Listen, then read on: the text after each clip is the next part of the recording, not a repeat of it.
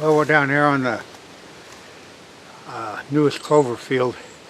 Going to put a ground blind up here. I've noticed on a trail camera there was a lot of turkey activity down here, and this is an ideal spot, and I want to get it in. It's supposed to have a 50% chance of rain again on Friday, and this is Wednesday, so tomorrow's going to be sunny, then a 50% chance of showers. So that'll wash all your human scent away, as all the so-called experts freak out about, so they can sell you something. And you know what my ideology on scent is. I get mine out of the field, and it's the best bullshit you can get, and it's free. But anyhow, I want to go over something with you. This is that clover field. Now we just had 13 inches of rain on this field since the 1st of September, and it really turned it around. It's just fantastic. Now what we're going to hunt down here is hopefully turkey, because they've been coming down here. They're going up in the woods, and then they're flying down here in the morning, and before they head out to the cornfields and that bigger alfalfa field. Now here's some trees that you won't find in the book, or you'll find them on the curb. These are my salvaged Christmas trees, and I'll use those to break up the cover, and they'll stay green all year. And I'm going to put them on right underneath of this tree, which is bowing over pretty severely, and so we'll be underneath of there and have the blind stuck up in there. We got to level the ground out a little bit, and I would have liked to have this done prior to that rainfall, but this just didn't happen. Now what we'll use to level that ground out with is what most people call mattocks, but actually that's a wood ass, and I've used them for 50 years chopping out dirt clods, and they really level out the field real fast. The firefighters use them also. So we'll make this flat spot, and we'll see how this turns out.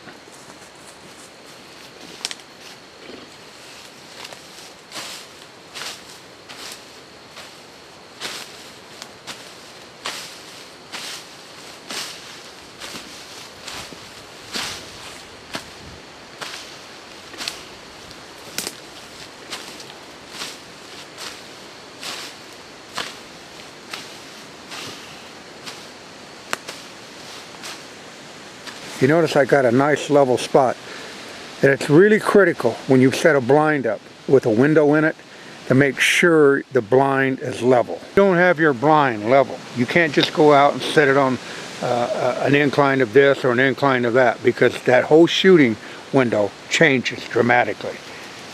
You'll be shooting at the ground. You won't be able to shoot very far away.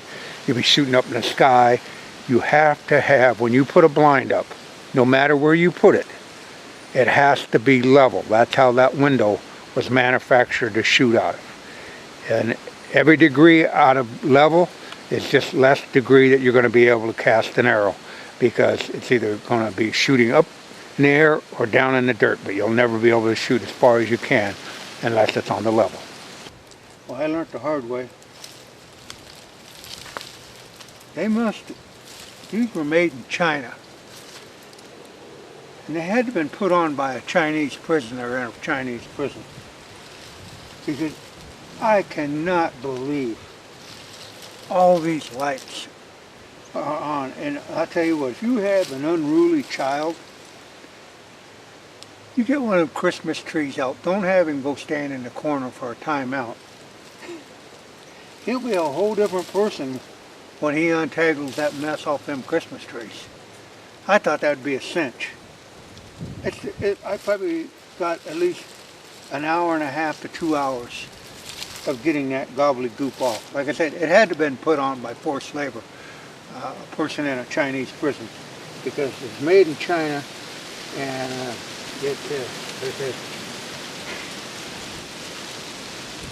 you'd had to have been locked up. Yeah, I remember again, folks, I try to make this a learning channel. And just a little bit ago, I said I was putting the blind under this tree. Well, then I got to thinking this was a golden opportunity to go up and get my National Audubon Society book.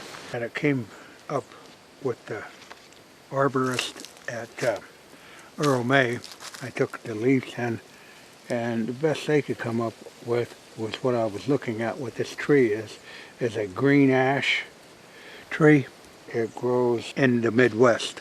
So, as I said, just by taking this picture and the leaf in there and show them the bark, it's the exact same structure of the tree, they came up with a green ash. And that's how you educate yourself. You see something you wonder about, like I said, pick you up a little book like that. I know some of you got smartphones and some of you got all that gizmo, but at least what I'm trying to get across is know if you come across a tree and you can't identify it, go research it and find out what it is. Well, here's what it looks at. We're standing about 22 yards away, and you can see the curbside Christmas trees. Broke up the edges of that. Did a real good job of breaking up that loop over the top. Really takes the roof away. I put this bush right here, part of that Christmas tree, so it'll stay there. And because if turkey come in, I want to make sure I know where my shooting distance is, and that'll mark it pretty good. Old school rangefinder. You don't need all that technology. So let's move around over here to the other side. Now here again, we're northeast of the blind, and it blends in there pretty good. Of course, there's no shots here, but that's hunting out of a blind. And it's really nice to, this is the hunt part of hunting. It's not about killing anything. It's using your woodsmanship skills, trying to recycle junk, like those curbside Christmas trees. I wish I'd done that a little earlier, but, you know, they got done. Now, I'll show you a real important thing. To enter this blind, all I got to do is come down, cross the creek, keep real low. You notice this weed vegetation right here as I come up out of the creek is high. And I broke somewhat of a path through here. This way I can enter the back of the blind, and you can see the path that I've just barely broke through there. But I'll be able to get in there. It's pretty stealthy. I cut out any big limbs, and I might remove this limb right here because I know there's a stump on over that. I got a clean path, sort of clean, right up to the back of that blind, and I'll take you along. One more time through here, ain't gonna hurt nothing. As I come up through here, now keep in mind, I'm gonna come in here to hunt turkey. I can get in here, and the more I stomp this down, and there's the back of the blind.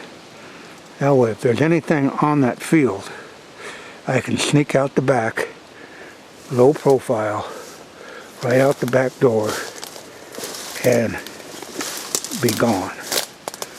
So, without any visibility whatsoever on the front of that blind. What you're going to have inside the blind. Well, I'll get inside the blind and show you what you're going to have. Here's the view outside the blind. Now, that's what's critical. You notice the windows level? I can shoot clear out to that little bush out there. If you got the blind up or down, that's going to hinder you.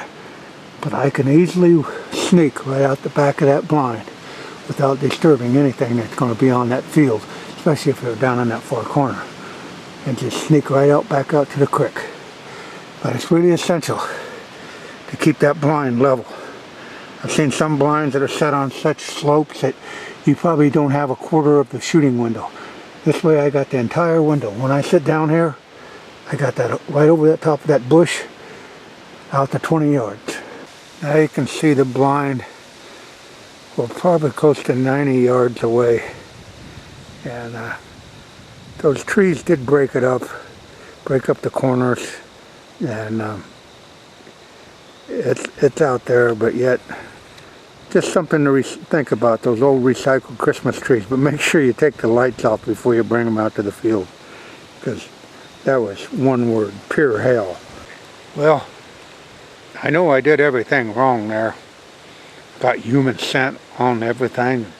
October 10th. And man, you can't go in the woods. You hear them people, they talk. You know, we'll see what happens at the end of the day. Saturday night, the 13th. We set this blind up, I believe, on the 10th. Now, keep in mind, I didn't set it up purposely to hunt white-tailed deer. That's why I made it real quick. There's a tremendous amount of turkeys here right now. And you seen the other night on the 11th, the flock didn't come in, they were just north of me. So I set up on this hoping they'll come in here to roost in this area. And so yeah, put the blind up on the 10th. And so 11th, 12th, and we're hunting it on the 13th. One of those situations you gotta take advantage. I wasn't even gonna hunt. And I thought, well, you know, we got the right wind. The wind's coming right through that window, right into my hand that's holding the camera. So there's no human scent going out on that field. And that's what I say about using woodsmanship skills and hunting skills. Natural predator skills. Not trying to basically dumb yourself down through technology. Yeah, you're supposed to get busted and winded. That's how you learn how to set up. But if you just go spray yourself down with some cosmetic human deodorant or some electronic crap, then you're not really learning anything, because you'll find yourself on an island. If you don't have that, you won't even know how to play the wind. But that wind is coming right through that window, right into my face. And that's what I want to get across. Hunt the winds, whether it be in a tree stand or on the ground. And so, like I said, we're not really hunting deer here. We're hunting fall turkey, and that was the purpose of this blind. So let's sit back and see what happens. See this little object right here? It's a bow holder. It took me about 15 minutes to make that. It's out of steel.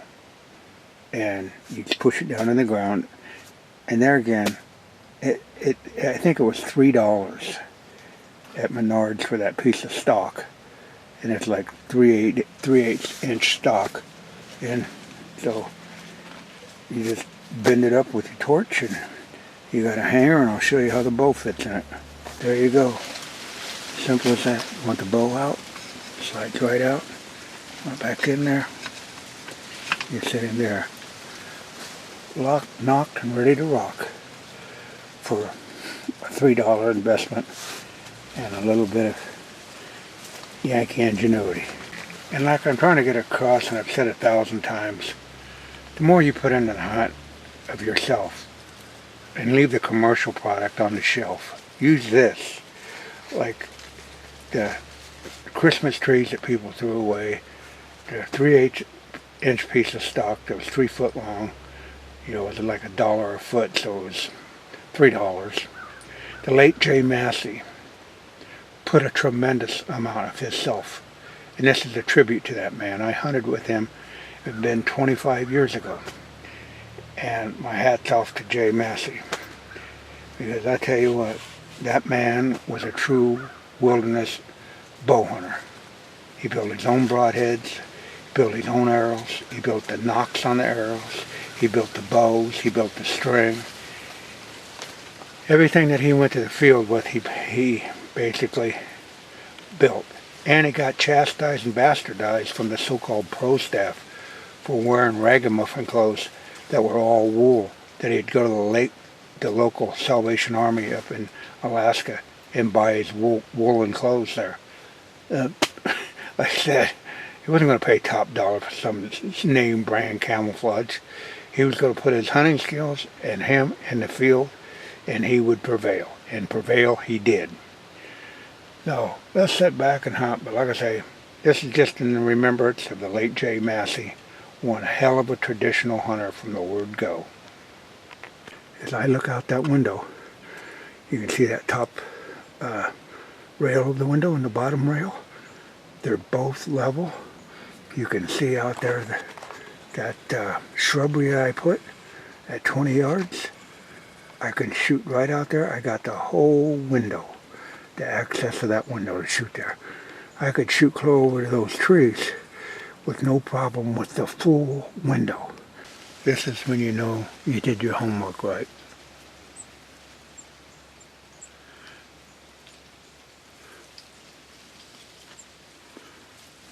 The wind is blowing that dust right back into this window. None of it's going onto that field. Some of you probably wondered why I talk so much in the blind or on the stand.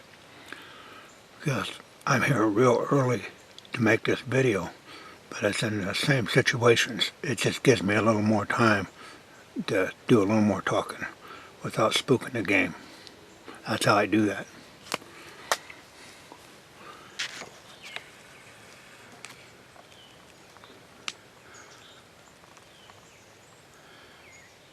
He's a big one, but I don't think he's going to come in front of the window. There's a deer clear back, a small buck on that old clover field working that scrape right now. I didn't realize I'd be able to see that from here. Can't see it very good, but you can see it moving back there. He's working that scrape pretty good. That was worth to sit. Didn't know I'd even be able to see over there.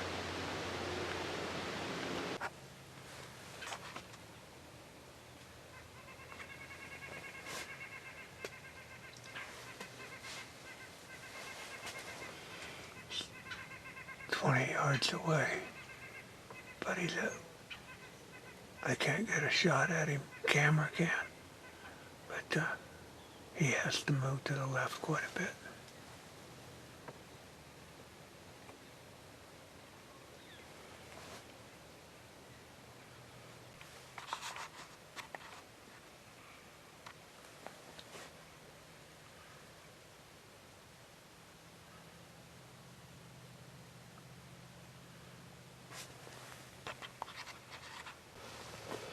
Well, that was a pretty exciting set.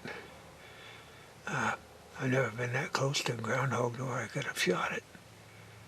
First night in the blind, just put it up October 10th, and 3 nights later, almost on a groundhog. Groundhogs are a continuous season here in Iowa, so I could have taken him out. But boy, he really eats that clover.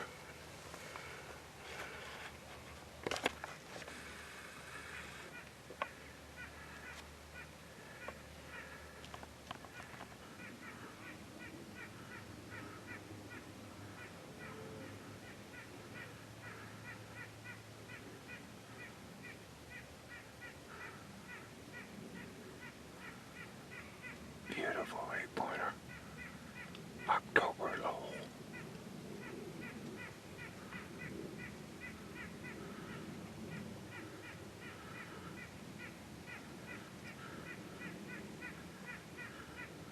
Short on brow tines.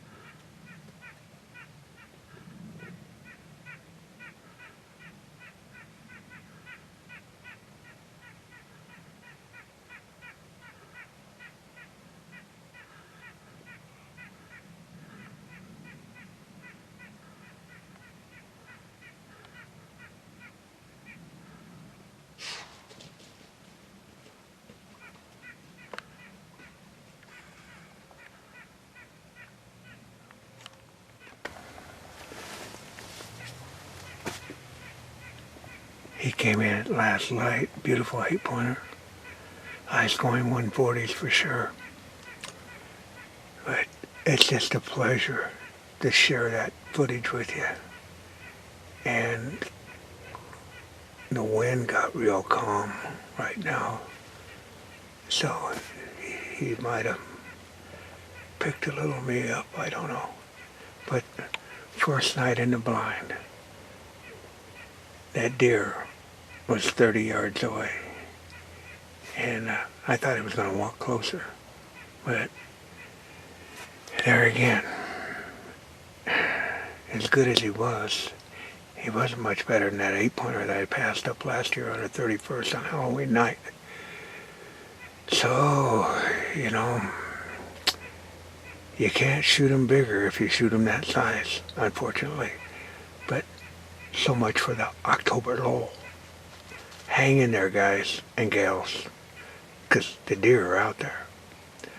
Well, what a fantastic evening. No turkey showed up, but we got a bonus with that 8-pointer. He is a nice 8-pointer. But, you know, they hung around a little bit, but that's hunting. I wouldn't change it for one iota. That sure was ironic. October the 13th. I planted that clover field on April the 13th. Friday the 13th. I guess that goes hand in hand to have a buck come that close and turn around and spook out of there. But from April the 13th to October 13th, what are the odds? I need to run to the casino. Well, that's it from the non-typical Norwalkian.